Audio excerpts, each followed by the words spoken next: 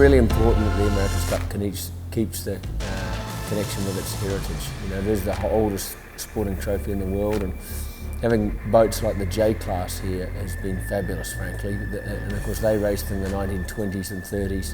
Having 7 of those boats out here racing is just fabulous. The J class was clearly one of the most amazing times of sailing.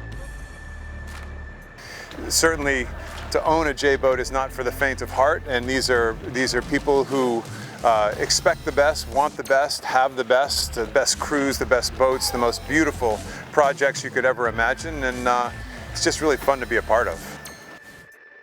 There is something special about a giant boat, 140 feet long with a 150-foot mast that is just gliding through the water, apparently effortlessly, but actually with a lot of force on it. And no, they don't foil, and no, they go very, very slow compared to today's cup boats, but they are elegant, and there's something just dramatically beautiful about them. The cool thing about the J class, they were formed and the class evolved around the America's Cup, and that game hasn't changed. The America's Cup is about technology. It has always been about the fastest boat and coming up with the craft within the rules of the day that wins the race on the course where the course will be. So back in the day, these J's raced in Newport, Rhode Island, and in medium winds, and you know, we're racing against one boat, the Ranger, which was the first hull to ever have gone through scientific tank testing, where they actually built scale models and measured the forces on the boat. So the J's were early days for technology, and that string has just proceeded all the way to what we have today on the Great Sound when the 49-foot foilers are out there.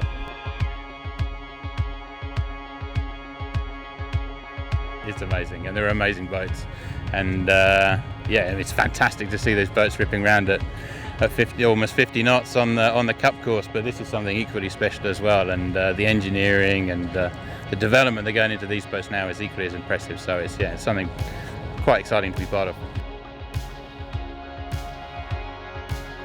History is a wonderful thing, and the history of sailing has so many different angles to it, and to get 7 boats here in the same place would be historical in its own right. I think it just shows to the strength of the owners, of the ownership group, and of the class association, and to all these people trying to put together an amazing event like this.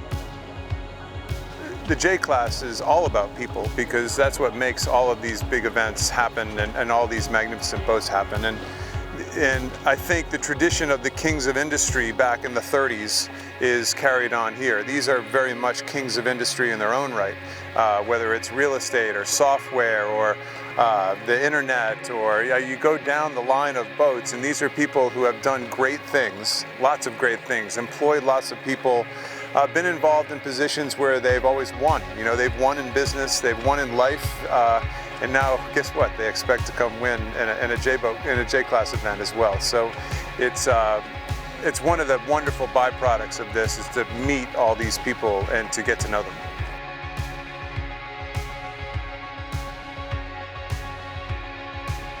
I can tell you there are times where it's really scary. It's big.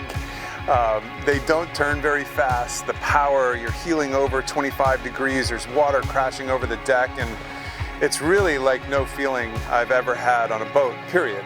I've had plenty of moments going very fast or in scary weather or whatever. These things they load up. You know, you just feel it. You can feel the tension in the boat, the blocks, the deck hardware, the sails, the mast.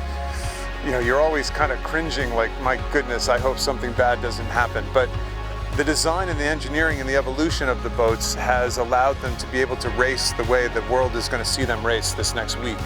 And it's because of that modern engineering that has allowed a classic boat and a classic design to be able to do what it actually does. It's just fantastic to see the different eras of the America's Cups together, and to be able to see how it's evolved right from back in the 1920s right through to the modern day America's Cup class.